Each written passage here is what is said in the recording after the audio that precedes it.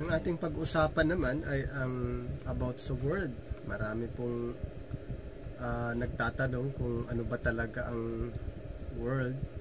Ito ba ay tumutukoy sa earth, tumutukoy sa tao, or kung ano ang definition ng salitang world.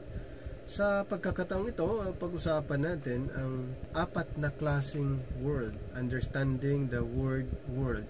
Mayroon pong apat na definition according to the original word, ang salitang world. Ang una ay tinatawag na Tibel. So ang Tibel ay na-define as inhabited or earth, tumutukoy sa earth. Ang yung isa naman ay cosmos, yun yung pangalawa. Ang pinag-usapan naman sa cosmos ay yung system.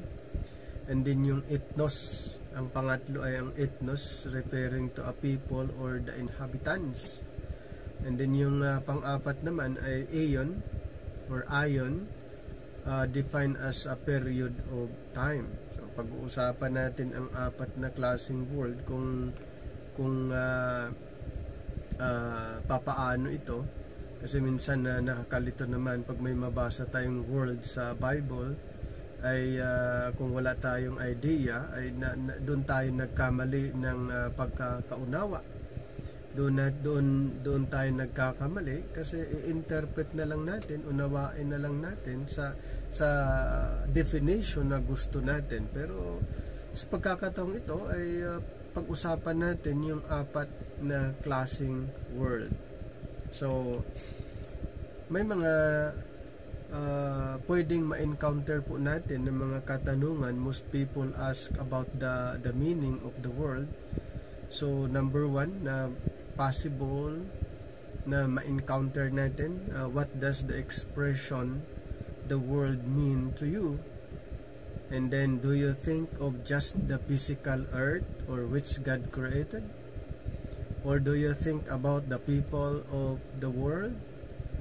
Or does the world described in the Bible include people who knew Christ as well as those who do not know Christ? So, these are the possible questions na pwede nating ma-encounter along the way sa ating pagtuturo. Sa Biblia ay may mga katanungan na pwede nating ma-encounter. So, ngayon, pag-uusapan lang natin, additional learning po sa mga natutunan natin noon, patungkol naman sa salitang world. So, dito tayo sa Tibel. Ang unang ibig sabihin ng word na world ay Tibel. In Psalms chapter 2, verse 8, ito naman ay na-describe as inhabited or referring to the earth. So pinag-usapan nito is yung earth. And to make them inherit the throne of glory, for the pillars of the earth are the Lord's, and He has set the world upon them. So inhabited, the word Tibel in English ay defined as world. So inhabited or earth. Then in Jeremiah chapter 10 verse 12, na-describe naman na He established the world by His wisdom. So God established the world, it's referring to the earth. And in Psalms 24 verse 1, also in Psalms 50 verse 12, the word Tibel defined as the whole world belongs to God. For the world is mine and the fullness thereof. And then in Psalms 9 verse 8, God will judge the world. So God will judge the earth, and He shall judge the world in righteousness. So patunay po na itong earth ay may hangganan. God will judge someday. Kaya pala na-describe sa Revelation 21:1, the earth will pass away. At ganun din sa 2 Peter chapter 3 verse 10 to 13, na ang earth ay magugunaw. Okay, ang earth ay magugunaw. So ito pong Tibel na mentions referring to the inhabited or referring to the earth ay mayroon pong hangganan. So tandaan natin, yun po yung unang ibig sabihin ng word na world. At ang pangalawa naman, yung cosmos. Ang cosmos ay tumutukoy naman ito sa world system or sa sistema ng mundo natin, na kung nagbago ang sistema, nagbago din yung ating prinsipyo, nagbago din yung ating pang-ugali, maraming nagbago po because of influence. Kaya pala sabi sa Romans chapter 12, kung ating basahin po sa Romans 12 verse 2, and be not conformed to this world, but be ye transformed by the renewing of your mind, that ye may prove what is that good and acceptable and perfect will of God. Kaya pala yung sinabi ni Apostle Paul, be not conformed to this world, sa actually tumutukoy po ito sa sistema ng mundo natin. Tumutukoy ito sa sistema na hindi tayo sang-ayon, umayon o makibagay sa standard ng sanlibutan, referring to a system. And in Galatians 1:4, na i-define naman ni Apostle Paul na ang mundo natin ay napakasama, that he might deliver us from this present evil world. So, ulitin ko, evil world. Bakit kaya na-describe ito ni Apostle Paul na ang mundo, itong world system, evil? Dahil nga sa 2 Corinthians 4:4, ang reason pala kung bakit ganun ang description ni Apostle Paul, dahil sa 2 Corinthians 4:4, in whom the God of this world hath blinded the minds of them which believe not, lest the lights of the glorious gospel of Christ, who is the image of God, should shine unto them. Ang reason kung bakit na-describe na evil world, because Satan, he is the God of this world. Kaya yung system ay nagbabago, hindi maganda yung sistema dahil kay Satanas. Dahil kay Satanas. Sa kabila ng masamang mundo, ang Panginoon ay ibinigay niya ang kanyang grace para hindi maramdaman ang kasamaan ng mundo natin. So, yan po yung pangalawa, the cosmos. Yan po yung pangalawa, the cosmos, referring to a world system or the system na kung saan nagbibigay ng malaking influensya. Kaya may mga hindi maiwasan na may mga believers na na-impluwensyahan sa takbo ng mundo o sa sistema ng mundong ito. Okay? Maraming mga ganun po na nangyayari. Kaya nga during the time of Apostle Paul ay may mga sumang-ayon sa takbo ng sanlibutan. Kaya mga Corinthian church, sila ay na-involved doon, kaya sila naman ay binansaga na carnal church, itong mga taga Corinthians, dahil nga sa pag-ayon nila sa takbo ng sanlibutan. So ganun po ang nangyayari. And then ang pangatlo po, the word ethnos. Ang ethnos, a group of people. Okay, another definition ng word na world ay ethnos. So under that time pass, the Israelites, kung mapansin nyo, si Jesus Christ nung siya'y dumating, dito sa John 1:10, sa John chapter 1, ito po ang sinasabi dito na He was in the world, and the world was made by Him, and the world knew Him not. So the world knew Him not, referring to a group of people, a particular people. Dito po sa nung dumating ang ating Panginoon, actually po nung siya dumating, intended for a certain group of people. At sino po yung sino po yung tao, group of people na kanyang tinutukoy? Ang tinutukoy po niyang grupo diyan ay ang bayang Israel. So he came to save his people Israel. He came, but the nation of Israel refused to believe that He is the promised Messiah. So nag-refuse po sila na maniwala. Pero actually, nung dumating si Jesus Christ, dumating siya para sa kaniyang bayan. In Matthew chapter 1 verse 21, "And she shall bring forth a son, and thou shalt call his name Jesus, for he shall save his people from their sins." So Jesus Christ came here on earth to save his own people, but his own people received him not. His own people received him not. So hindi siya tinanggap ng kaniyang sariling bayan. Okay? Hindi tinanggap siya ng kaniyang sariling bayan, kaya dito sa John 1:12 ay nagbigay siya ng option sa mga Israelites. "But as many as received him, to them he gave the power to become the sons of God, even to them that believe on his name." So ang nagbigay siya ng option or offer sa Israel kung sino na lang sa kanila ang maniniwala sa kanya ay pagkalooban ng kapangyarihang maging anak ng Diyos. So ganun po yung offer ng ating Panginoon, hindi na sa whole Israel, since na hindi siya tinanggap, kaya ang option na lang kung sino na lang sa kanila ang maniniwala sa kanya, at yun ay tatawaging anak ng Diyos. At isa pa na sinabi ni John the Baptist naman dito sa John 1:29, John 1:29 ang sinasabi dito. The next day John says, "Jesus coming unto him and said, Behold the Lamb of God, which taketh away the sins of the world."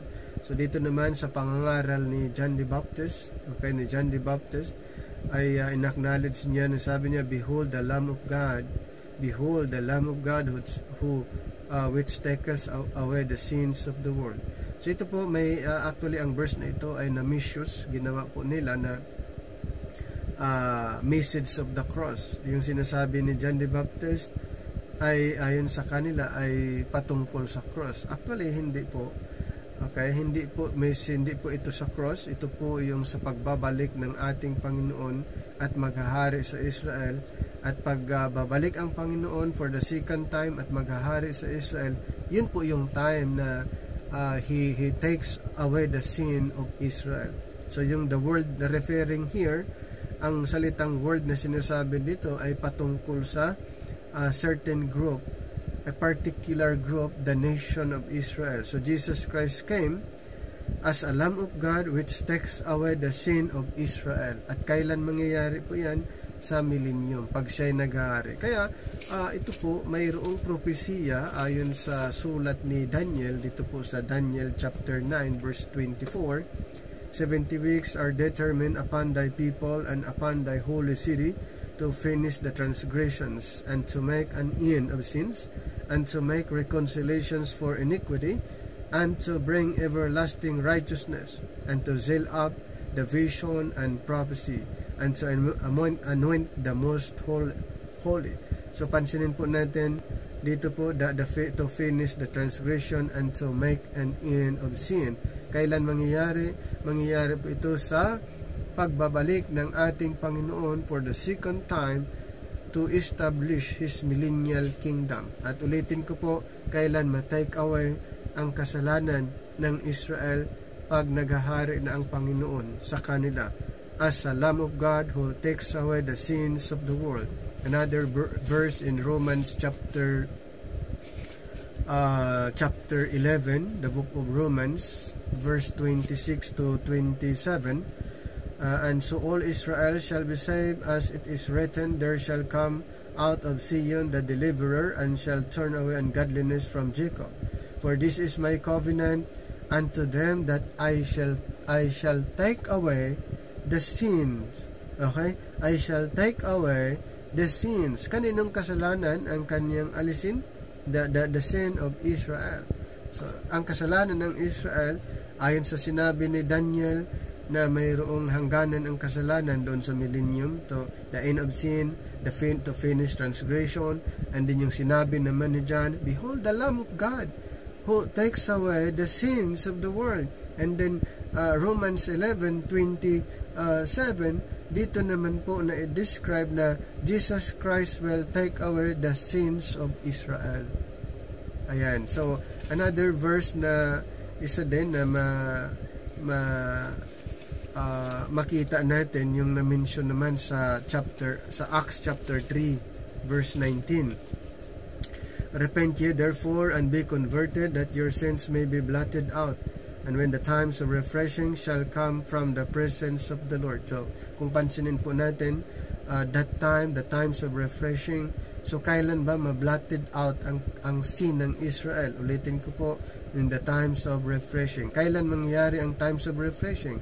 Sa millennium na po, pag naghahari na ang Panginoon. So yun po ang sinasabi ni John dito po sa John 1:29, behold the Lamb of God which taketh away the sin of Israel. The sins of Israel. The sin of the world. The word here is ethnos. Okay? Ethnos. Ngayon, John 3:16, for God so loved the world. For God so loved the world. The word world again, ito po ay ethnos, referring to a certain group of people. At sino ang group na ito na tinutukoy sa John 3:16 ay ang Israel. So hindi po pwede na magbago yung sinabi niya na sa John 1:10 ay ethnos, referring to Israel. Pagdating sa John 1:29, ganun lang din po, ethnos referring to Israel. John 3:16, ganun lang din po. So hindi natin pwedeng idagdag yung hindi Israel dahil maging inconsistent na po ang Bible. Maging inconsistent na sinabi sa chapter 1, chapter 2, chapter 3, chapter 4, and then the other chapters. Dapat parehas lang po yan. Hindi pwedeng pabago-bago. Okay? Kaya sa John chapter 3 verse 16, ito po ay napaka-common na verse. For God so loved the world that He gave His only begotten Son, that whosoever believeth in Him should not perish but have everlasting life. Okay? So napakaliwanag po yan. Ang verse na ito ay hindi Jews and Gentiles. Ang verse na ito intended po sa Israel.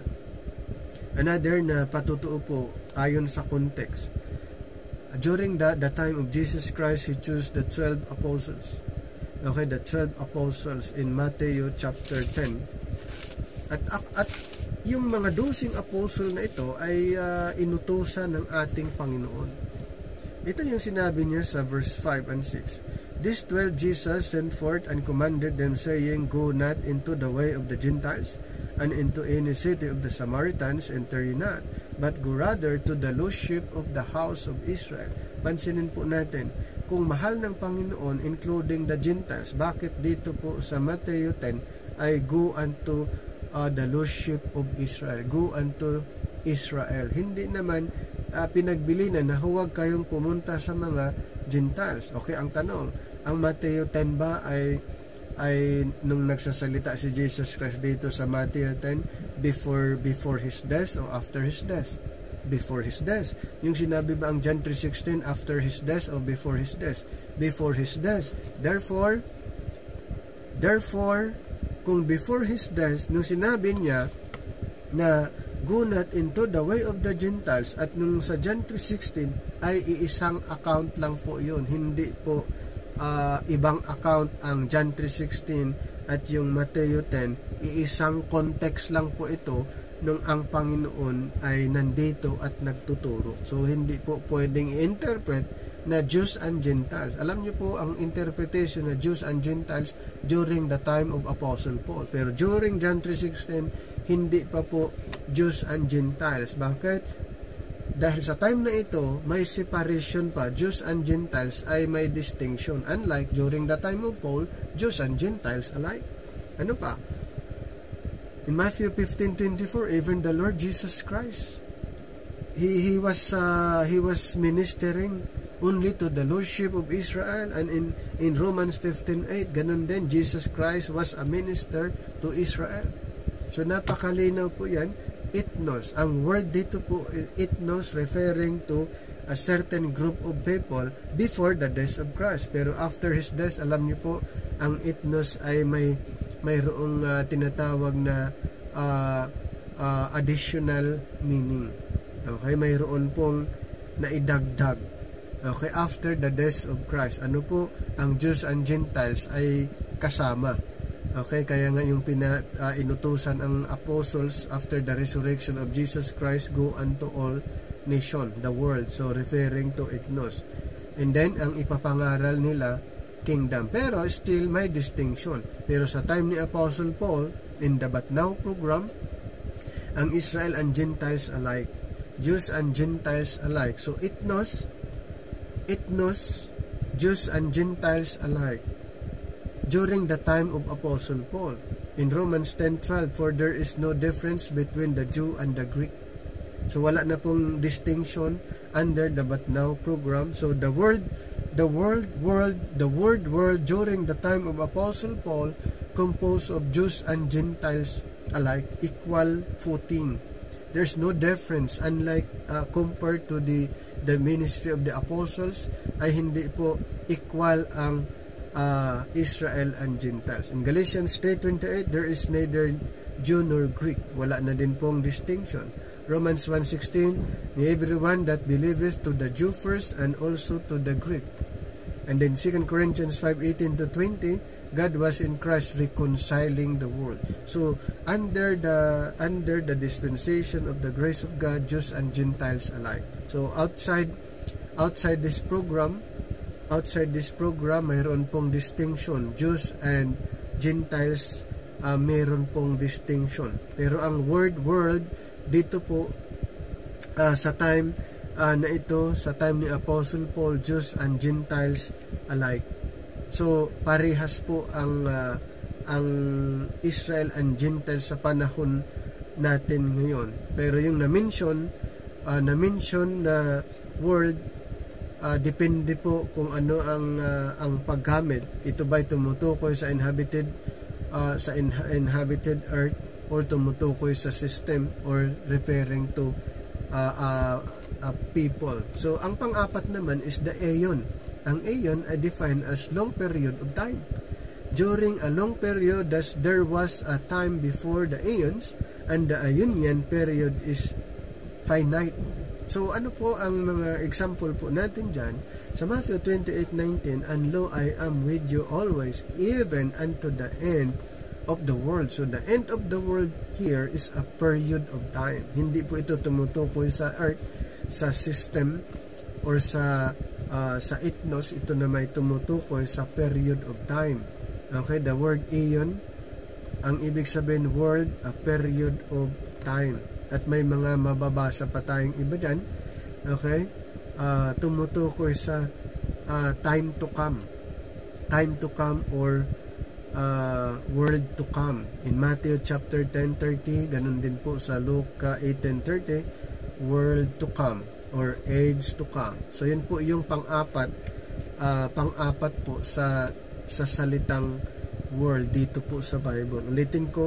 Ulitin ko po, mayroong apat na klaseng world dito po sa Bible, at kailangan lang po nating unawain. Ang una, Tibel, meaning to say earth, the inhabited. And then pangalawa is the cosmos, the world system. And then next is the ethnos, a group of people. And aeon, or aeon, a long period of time. So tandaan po natin, ang paggamit natin sa Bible, kung may ma-encounter tayong salitang word, wag agad-agad i-interpret or i-define ayon sa gusto nating definition. Aralin muna natin kung ano yung context doon sa binabasa natin. Hindi po natin agad na i-interpret katulad ng John 3:16, in-interpret agad, tapos ang sinasabi pang mensahe ay ang cross.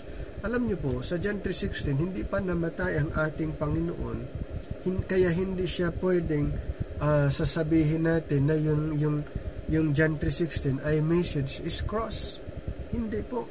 Hindi pa siya hindi pa siya namatay. Ang message po sa John 3:16 ay ang kanyang paghahari. sa bayang Israel. Kaya nga yung sinasabing for God so loved the world, mahal ng Panginoon ang Israel, kaya siya'y ipinadala para maghari sa bayang Israel ayon sa ipinangako. So dapat maging clear po sa atin yan. Kaya sa pagkakataong ito talagang kailangan natin alamin ang mga bagay na ito. So hanggang dito na lang muna ang ating pagsasaliksik. Maraming salamat.